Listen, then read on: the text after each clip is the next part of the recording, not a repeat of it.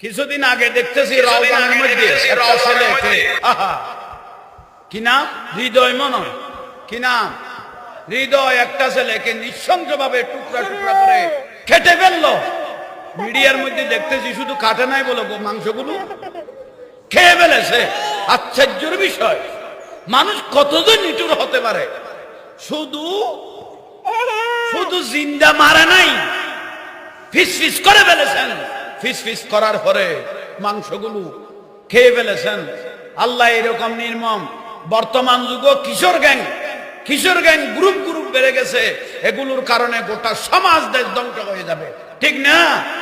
আপনার ছেলে কোথায় যায়, কি করে, এগুলো একটু নজর রাখবেন। না করলে স্কুলের মধ্যে দেখতেছি ছোট ছোট বাচ্চারা এক একজনকে ছুরি ঢুকাই দিচ্ছে, ঠিক না? এগুলোর থেকে হেফাজত থাকবেন। এগুলো বড় মারাত্মক। কারণ মানুষ এখন বর্তমান অন্তরটা ফাতর হয়ে গেছে। একজনের মায়া মহব্বত একজনের কাছে নাই। এগুলো বড় আশ্চর্যের বিষয়। নইলে এই ছেলেটা অসহায়, একদম মা বাবার অন্তর বরদাস আসতেছে না। এই ছেলেটাকে তো মারলো 2 লক্ষ টাকা দিয়েছেন তারা, চেয়েছেন 15 লাখ, তার থেকে 2 লাখ টাকা দিয়েছেন, তবুও জানে ফেরত দেয় নাই।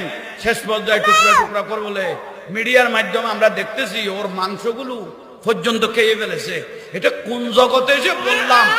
আল্লাহ সবাইকে হেদায়েত করুক, আমিন বলেন না? একটু জোরে বলেন।